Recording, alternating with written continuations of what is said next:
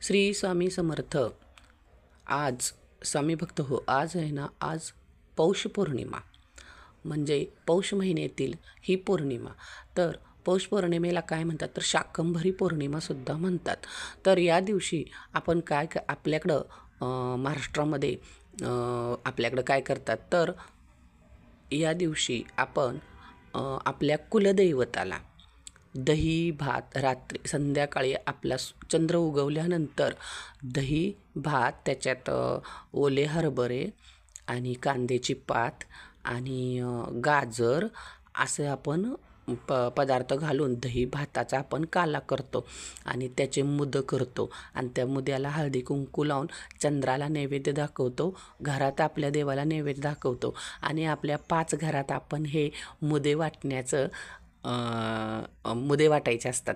तर मग 5 घरात मुदे वाटाय जाताना वाटाय जाताना काय करायचं, तर मुदा देतात, तो दही भाताचा काला, तो मुदी पौर्णिमा असं म्हणतो आपण.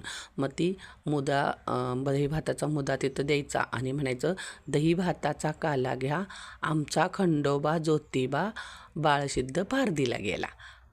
असं म्हणतात, काय म्हणतात, दही भाताचा काला घ्या, आमचा खंडोबा ज्योतिबा बाळोबा पारधीला गेला असं म्हणायचं आणि ती मुदे वाटायचे. मग तिथं मुदा वाटला ना की त्यांनी आपल्याला एक भाकरीचा, एक कोर भाकरी किंवा एक चपाती असं देतात. मग ते आपण घेऊन यायचं. अशी आपल्याकडं महाराष्ट्रात पद्धत आहे. जास्तीत जास्त आपण कोल्हापूर भागाकडं, कराड भागाकडं ह्याची जास्त पद्धत आहे. तर ही बघा आमच्याकडं अशी पद्धत आहे. तर अशी आम्ही मुदी पौर्णिमा साजरी करतो.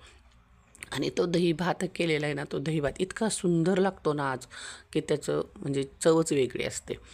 असं हे दही भाताचा काला घ्या, आमचा ज्योतिबा खंडोबा बाळोबा पारधीला गेला असं म्हणतात.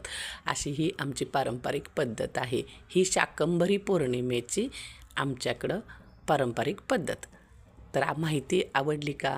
आणि हे तुम्ही महाराष्ट्रातील कराड, कोल्हापूर, सातारा ह्या भागातील लोकांनी हे करतातच. तर हे तुम्हाला आवडली असेल माहिती, तर सर्वांना एक जुनी पारंपरिक पद्धत आपली सर्वांना माहिती असावी म्हणून हा व्हिडिओ. श्री स्वामी समर्थ.